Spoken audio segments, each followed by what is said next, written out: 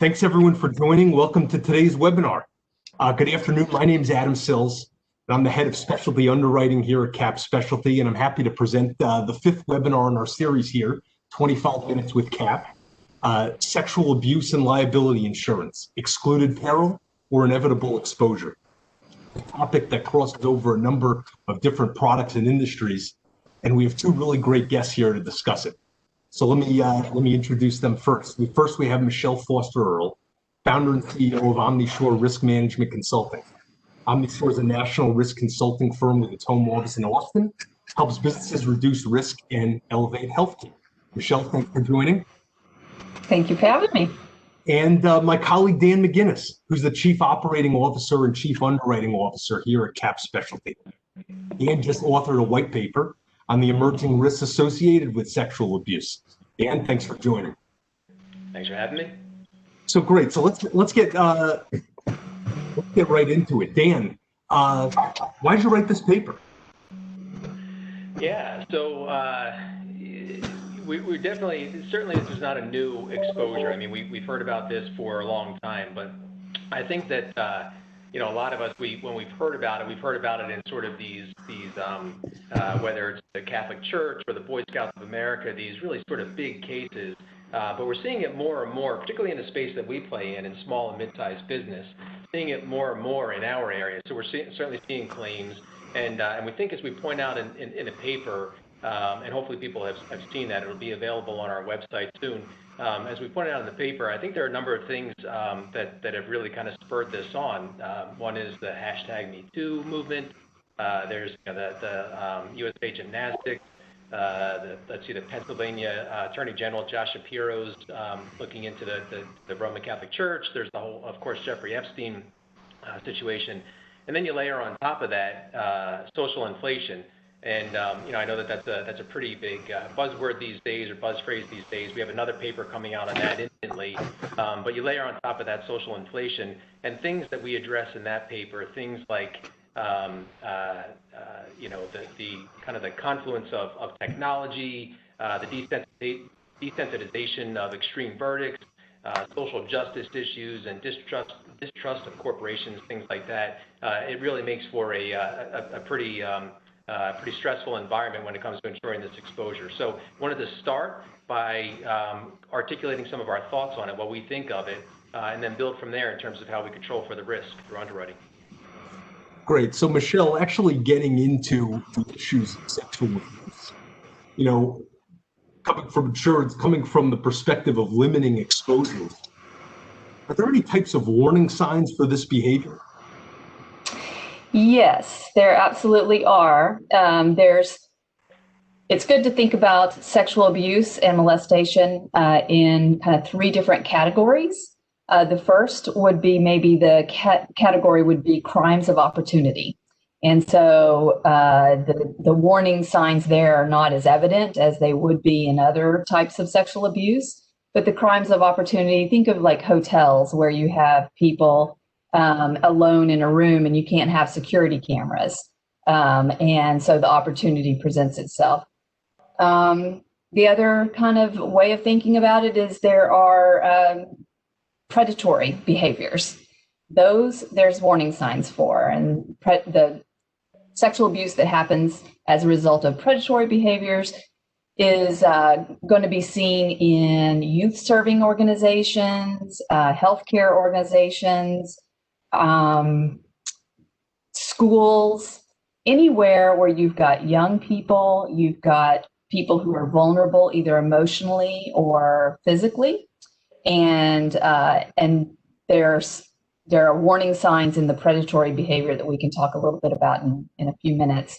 The other kind of setting or type of sexual abuse I would call slippery slope scenarios, and there are certain settings that are vulnerable to that type of sexual abuse. And there are warning signs for slippery slope scenarios. And those I would call, a counselor with a client who little boundary crossings happen, and then larger boundary crossings happen, and before you know it, you've got a relationship that should never have happened. And you see that sometimes with young teachers and teenagers that are just boundary crossings that end up on a slippery slope to an illegal sexual behavior. And the warning signs are all there. They're just different depending on the type of sexual abuse and the type of setting. So are there things what can an organization really do? I mean, is this a situation where, bad things happen and they're kind of all flat-footed? Or are there things that you could really point to with an organization where they can do better? They can protect themselves. They can be more proactive, whether there are warning signs or not. Absolutely. I think that as a society, we're getting better at recognizing that we have the power to make changes, to point out dangerous behaviors, to speak up. And I would say that the most important thing each organization needs to do is to look at what are the types of sexual abuse that happen in a setting such as ours. Very rarely does anyone think that it's going to happen to them or to their facility. No school thinks that they're going to have a teacher that's going to abuse a child. No sports organization thinks that one of the volunteer coaches is going to, abuse somebody. They all think it happens to people out there. And that's where, the insurance brokers that are serving them can really make a difference. It's our job as the insurers to know what could potentially go wrong and to make sure that those coverages are there for the clients. The first and most important thing is for them to sit down and maybe even stimulated by their broker and look at all of the types of abuse that have happened in a setting such as that. If it's a hotel, what kind of abuse do you see in hotels? If it's a nursing home, what kind of abuse have you seen in a nursing home? And how can we set up systems to prevent that? Because we install security cameras, or we make sure that people do things in pairs or in threes instead of having a counselor or a teacher or anybody in a position of authority alone. I guess I understand the idea of, if there's someone who does something time and time again, at some point someone's going to say something. But in your comment about, it's a crime of opportunity, what can you really do? Well, recognize where there might be opportunities is one. Where have events like this happened in the past? Crimes of opportunity are, a vulnerable person alone with someone in power. You can set up systems so that doesn't happen. You can set up with hotels, for example, you have housekeepers that are in hotel rooms alone, cleaning the hotel room. Some hotels have given them panic alarms. You think about anyone alone in a place that they can't find help, and what do you do about that? So security cameras. So Dan, going to you, because you started, we were talking about Boy Scouts, Catholic Church. Michelle now talks about a hotel. Are you finding, when you're looking at these different industries, that companies are on their front foot protecting themselves in these types of situations? I think it depends. It depends on the industry. I think that the ones where there's more of an obvious exposure, where you are, you're servicing, youth or people who are, perhaps mentally challenged, or otherwise needing help and assistance, like addiction treatment, things like that. I think you would tend to see people more on their front foot and controlling the exposures, and you would hope to, particularly when you're insuring those things. You see it across all kinds of industries, though. It happens everywhere, right? And in our white paper, we intentionally included some claims that were not in the obvious realm, right? So there's a contractor in there that's in the business of installing security alarms, and so one of their employees installing video cameras inside of customers' homes, and obviously that's wrong. And I think that probably falls into that category of crime of opportunity as well. So, the one thing I would add to that is it doesn't make it okay. It doesn't mean that it's a risk that you can just sort of say, like, hey, that's insurance and things happen. You still have to control for it.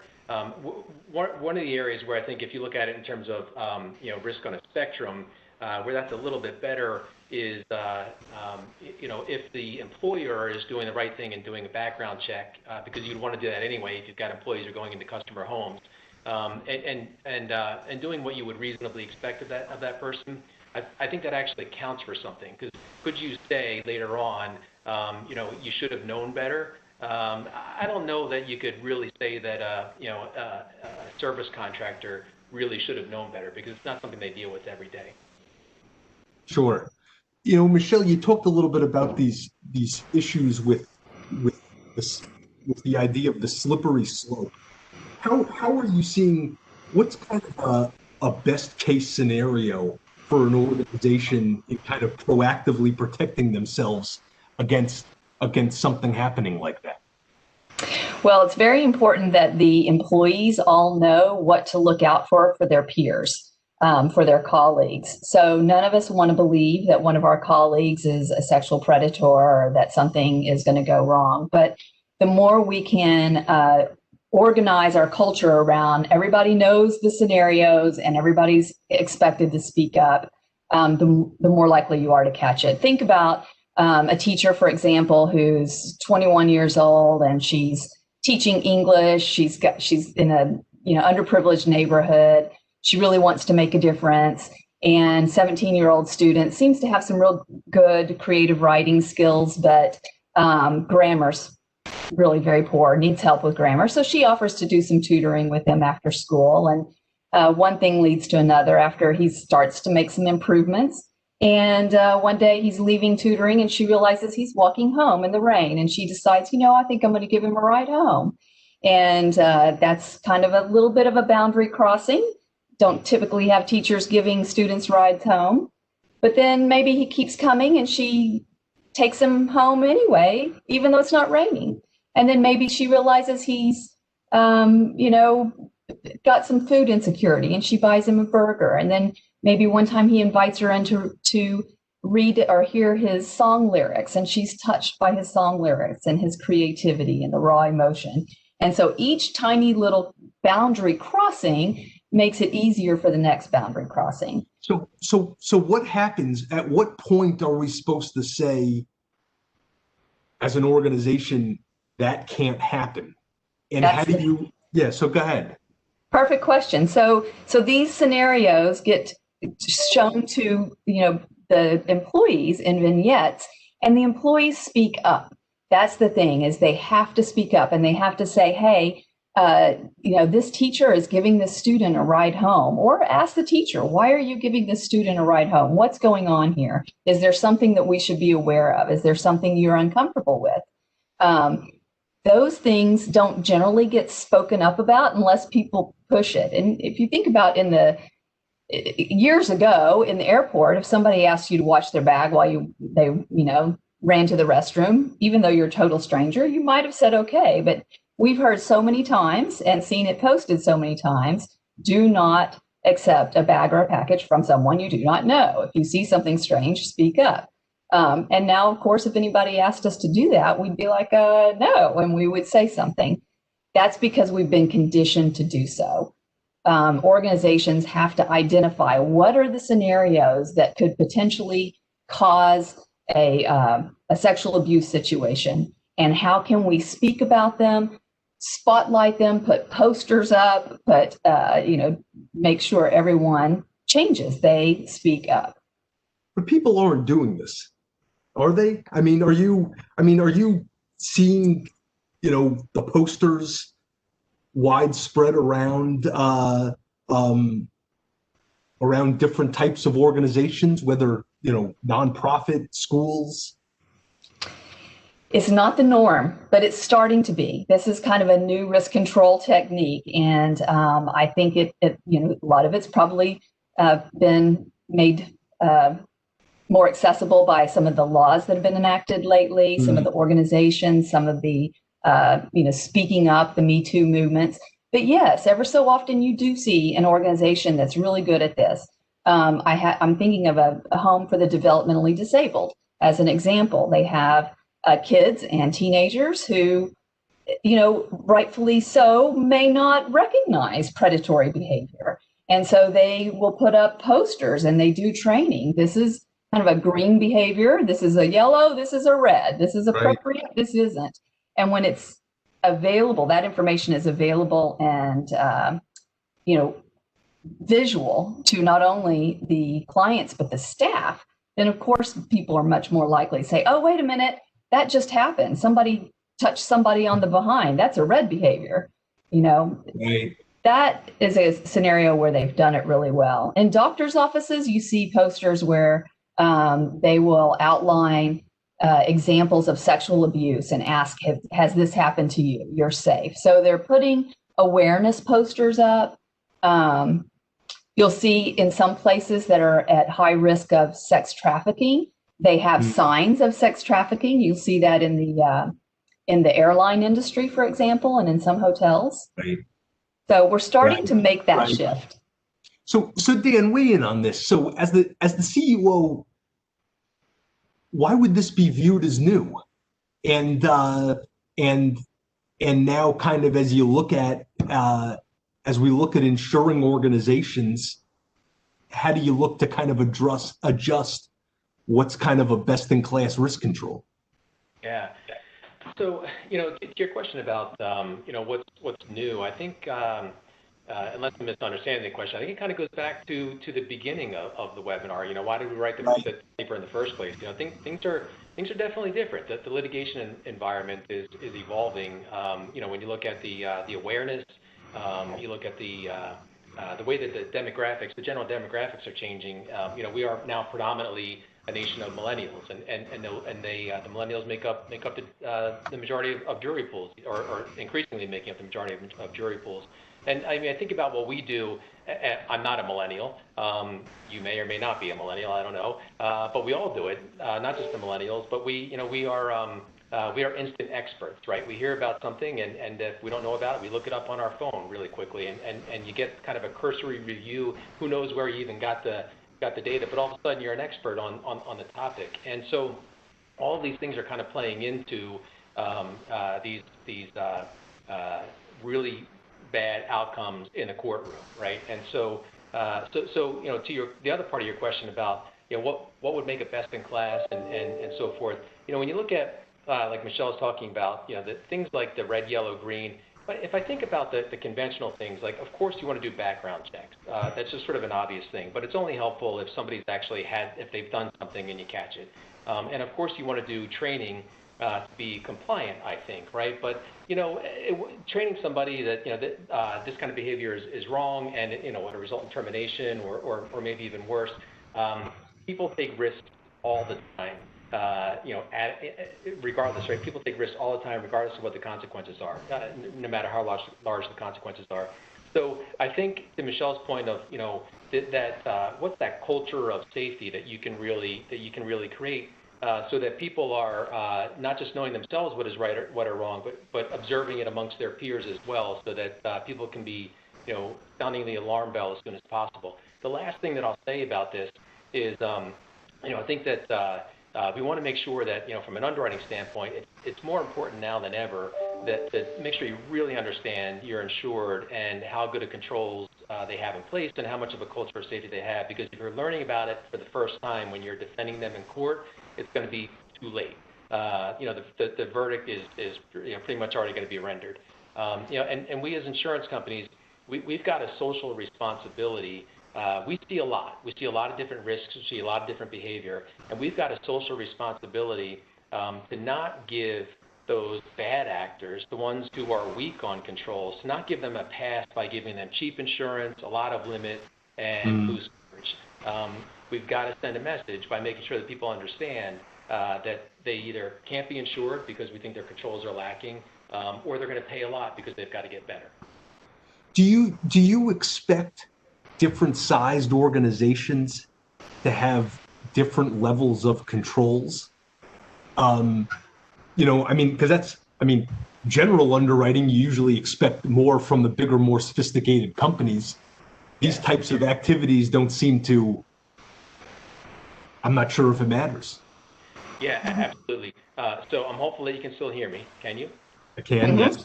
Okay, so I see that my camera has frozen. So fortunately, it doesn't look like it's too bad of a frozen look there. That's okay. Keep going. All right, excellent. Yes, so ask the question again, please. And Michelle, feel free to jump in on here. Yeah. Do you expect different levels of sophistication in terms of controls for these types of issues, whether you're talking about a larger or smaller insurer? Yes, absolutely. The size of the insured makes a big difference, and the larger the organization, the more control you want to see them have. The smaller organizations need to have control too, but the smaller Sure. you are, the smaller the culture, and it's kind of like living in a small town. You know, people see things because everybody knows everyone, and in a large organization, there's lots of people coming, there's lots of people going, there's some anonymity. There's more of an opportunity for a predator to kind of go in unnoticed. And so I would expect that not only does the size of the organization make a difference, but the type of setting makes a huge difference. Right. I would agree with that. And, Adam, I think we take that into consideration when we're underwriting as well, right? So I gave the example of the contractor before. A typical ISO/GL policy is going to be silent on the exposure. How hard do you push on the exclusions or the sublimits for a contractor? Less likely on that end than certainly you're going to be on a human services or child daycare or things like that. Sure. Well, here we've got 2 minutes left. I've got a question or two that came in. The first one is, what do you see as the future for this risk? Michelle, will it get worse before it gets better? I think from your standpoint, it probably will. Yes, I don't think we're going to see more sexual abuse than we've actually ever seen historically. The behavior itself is not necessarily going to increase, but the awareness of the behavior, and I think the willingness of victims to speak up and seek justice will increase. And so the downside is that we may see more claims. The upside is that the more those victims do speak up, and the more we learn about what risk control measures we can put in place, the less we're going to see the behaviors. So it's kind of a necessary evil, but I do see that we'll probably hear a little more about sexual abuse before things get better.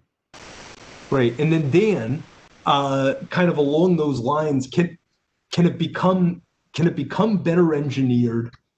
Can this ultimately be a sustainable line of business that could be underwritten? Yeah, I think it can. I think that you've got to do a couple of things, and first and foremost is like we talked about before, ensuring that you got those right controls, you're underwriting to those right controls. I think that it is possible for a company to not just put the right things in place to prevent the risk, but also to defend themselves well in the unfortunate event that something happens. I think that the other things that you do, you sort of take the approach that reinsurance companies take, right? You make sure that you're managing your aggregates. You want to make sure that you're providing as frankly as little limit as you can as an individual underwriter. And I think it means that the brokers are going to have to probably build towers of coverage. And then you need to make sure that you're getting the right price, not pricing for what has happened in the past, but where we think the market is actually really going. And then I think you can do it in a sustainable way. Great. Well, that's our time. Really appreciate everyone joining in here. As you guys have different questions, feel free to reach out to us. Lastly, Dan mentioned the white paper he put together. It's going to be on the website. We'll get together the list, though, of all the people who registered here, and we'll be able to send it out to all of you. Really appreciate everyone joining on. So thanks a lot. Thank you. Thank you. Thanks, guys. Thank you for having us.